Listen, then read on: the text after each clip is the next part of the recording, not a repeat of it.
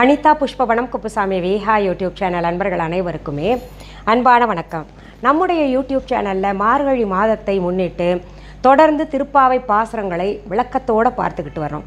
இன்றைக்கு இந்த பதிவில் திருப்பாவை 25வது பாசுரம் என்ன என்பது பார்த்து அதற்கான விளக்கத்தை தெரிந்து கொள்வதற்கு முன்பாக இன்றைக்கு பிறந்தநாள் மற்றும் திருமண நாள் காண இருக்கின்ற அனைவருக்குமே என்னுடைய வாழ்த்துகள்.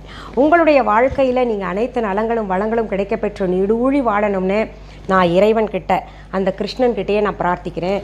இந்த காணொளியை காண்கின்ற அனைவருக்குமே இந்த நாள் இனிய நாளாக அமையட்டும்.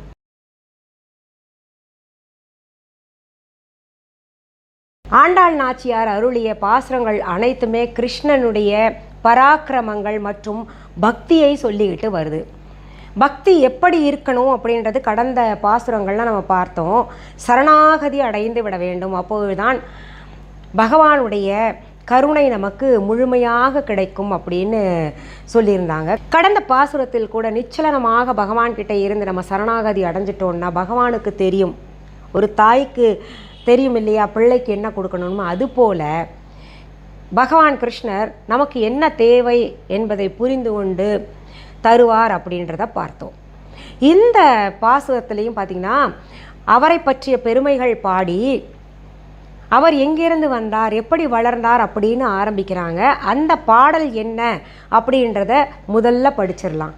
ஒருத்தி மகனாய் பிறந்து ஓரிரவில் ஒருத்தி மகனாய் ஒளித்து வளர தரிக்கிலானாகி தான் தீங்கு நினைந்த கருத்தை பிழைப்பித்து கஞ்சன் வயிற்றில் நெருப்பென்ன நின்ற நெடுமாலே உன்னை அறுத்தித்து வந்தோம் பறை தருதி ஆகில் திருத்தக்க செல்வமும் சேவகமும் யாம்பாடி வருத்தமும் தீர்ந்து மகிழ்ந்தேலோர் எம்பாவாய்.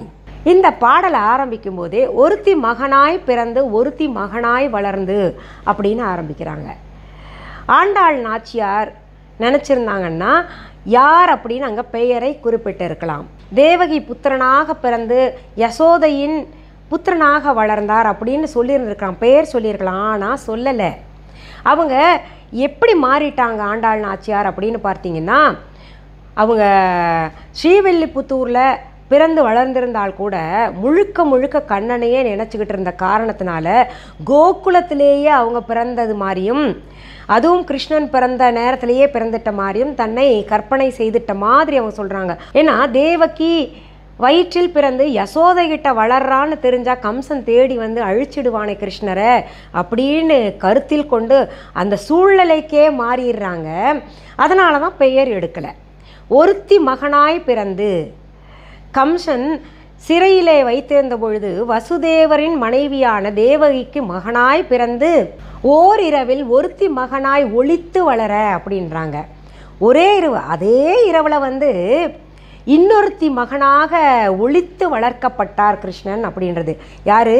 நந்தகோபருடைய மனைவியான யசோதையிடம் வளர்க்கப்பட்டார், அதுவும் ஒளித்து வளர்க்கப்பட்டார் அப்படின்னு இங்கே ஆண்டாள் நாச்சியார் குறிப்பிடுகின்றார். பொதுவாகவே ஒரு குழந்தை பிறந்துருச்சு அப்படின்னா பிறர்கிட்ட வளர கொடுக்கறதுக்கு சில காலமாவது, அதாவது குழந்தை தன் தாயிடம் தாய்ப்பால் குடிக்கணும், அதற்கு பிறகு தான் ஒரு காலகட்டத்தில் தத்து கொடுக்கணுன்னா கூட அப்படி கொடுப்பாங்க. ஆனால் இங்கே அப்படி கிடையாது. அதே இரவில் ஒருத்திக்கிட்ட மகனாய் ஒளிர்த்து வளரப்பட்டார் கிருஷ்ண பகவான்.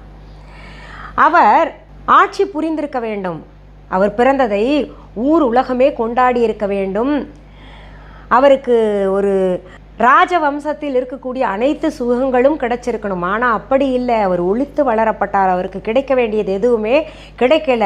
கிருஷ்ணன் எல்லாருக்கும் தெரிஞ்சு வளர்க்கப்பட்டால் கம்சன் அழித்து விடுவானே, ஒளித்து ஒளித்து வளர்க்கப்பட்டார். அதனால் அவருக்கு குழந்தை பருவத்தில் கிடைக்க வேண்டியது எதுவுமே கிடைக்கல. வளர்ந்த பின்பும் கூட ஒரு தேரோட்டியாக இருந்தார்.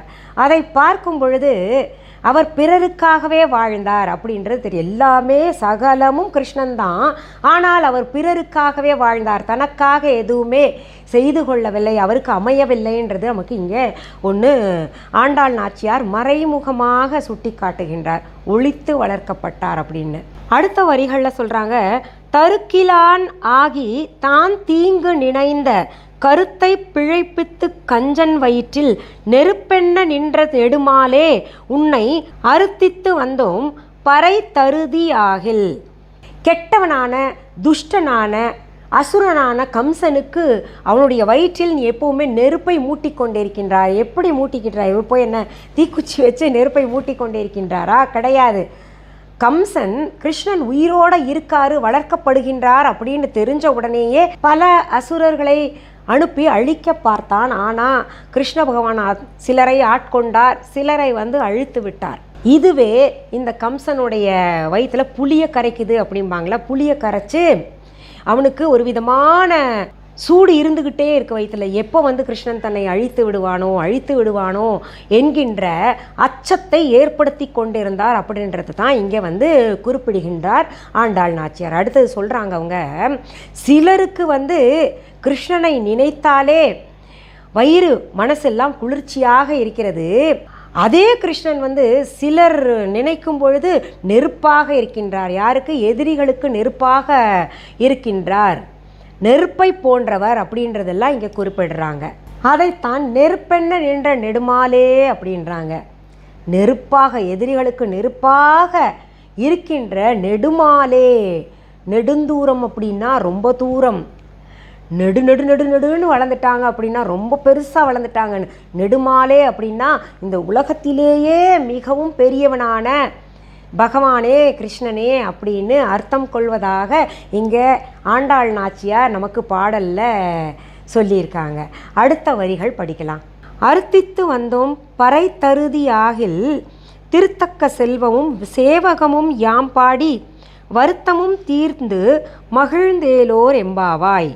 நெடுமாலே அப்படின்னு பாடிட்டு சொல்கிறாங்க, உன்னை நாங்கள் அர்ச்சித்து பாட வந்திருக்கோம். அர்ச்சித்து அப்படின்னா அர்ச்சனையை எப்படி பண்ணுவாங்க? ராகத்தோடு தான் பகவான் நாமங்களை சொல்லி பாடிக்கிட்டு வருவாங்க. அர்த்தித்து வந்தோம் பறை தருதி ஆகில் அப்படின்றாங்க. எதற்காக அர்ச்சனை செய்கிறோம்? பாடுறோம், துதிக்கிறோம். எதுக்கு அப்படின்னு கேட்டால், உன்னுடைய கண் பார்வை எங்களுக்கு கிடைக்கணும். நாங்கள் உன்னை பார்க்குறதுக்காக தான் நிற்கிறோம், வேறு எதுவுமே வேண்டதில்லை. உன் பாதங்களை சரணடைய நிற்கிறோம். அதனால் நாங்கள் நினைக்கின்றவற்றை நீ செய்து கொடுக்கணும். அதாவது நாங்கள் உனக்கு கைங்கரியம் பண்ண வந்திருக்கோம். அந்த கைங்கரியத்தை ஏற்றுக்கொண்டு நீ எங்களுக்கு நாங்கள் நினைக்கிறத செய்து தரணும் அப்படின்னு சொல்கிறாங்க. அதன் தொடர்ச்சியாக திருத்தக்க செல்வமும் சேவகமும் யாம் பாட அப்படின்றாங்க. திருத்தக்க செல்வம், திரு அப்படின்ற சொல்லே யாரை குறிப்பிடுகின்றது அப்படின்னு பார்த்தீங்கன்னா மகாலட்சுமி தாயாரை குறிப்பிடுகின்றது.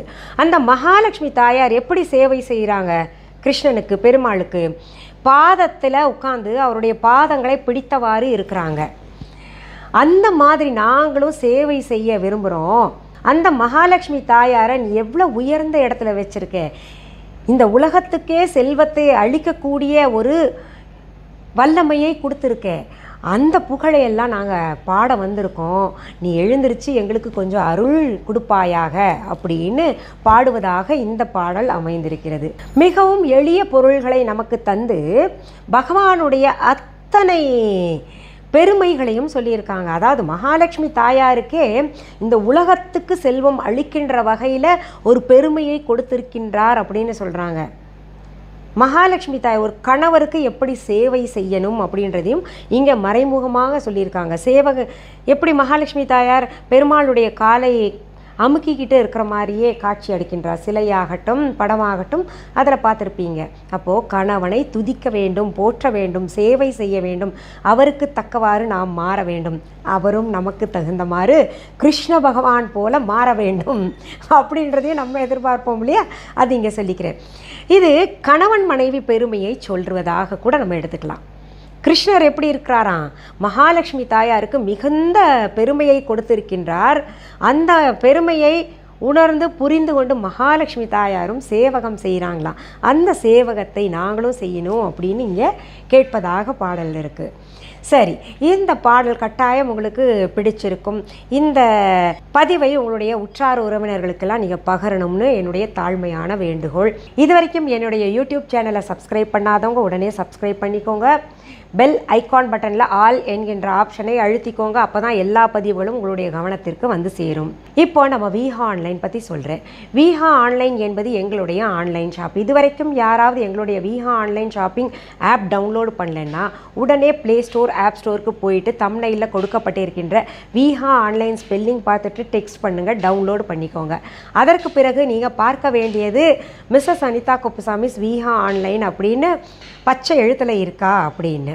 இது நானும் என் கணவரும் இணைந்து நடத்துகின்ற ஆன்லைன் ஷாப். இது தவிர பார்த்திங்கன்னா viha.online என்கின்ற இ-காமர்ஸ் வெப்சைட்டும் நாங்கள் நடத்திக்கிட்டு வர்றோம். அது எங்கே போய் பார்க்கணும் அப்படின்னு கேட்டிங்கன்னா கூகுளில் போய்ட்டு www.viha.online அப்படின்னு ஸ்பெல்லிங் பண்ணிங்கன்னா அந்த வெப்சைட் ஓப்பன் ஆகும். இதற்கான லிங்க்ஸ் எல்லாமே டிஸ்கிரிப்ஷன் பாக்ஸில் கொடுத்துருக்கேன். பொருள்களை நேரில் பார்த்து வாங்கணுன்னா கூட நம்ம விஹா கடைக்கு வரலாம். அது எங்கே இருக்குது அப்படின்னு கேட்டிங்கன்னா சென்னை ராஜா அண்ணாமலைபுரத்தில் விஹா ஷாப்பை நான் நடத்திக்கிட்டு வர்றேன்.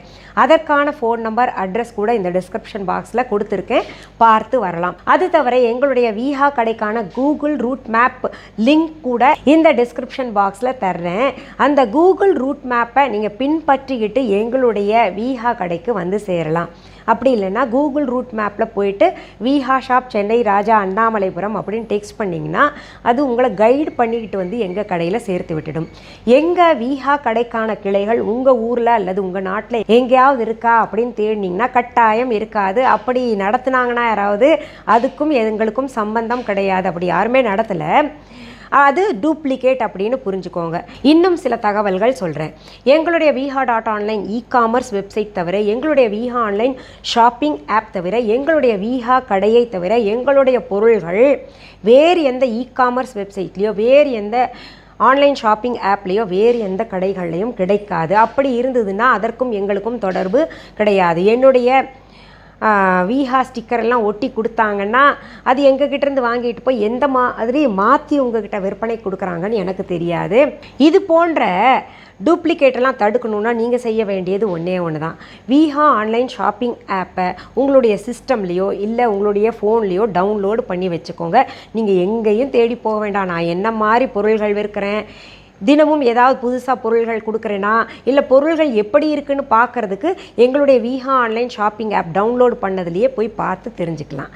சரி, மீண்டும் அடுத்தடுத்த பதிவுகளில் சந்திக்கும் வரை நன்றி, வணக்கம்.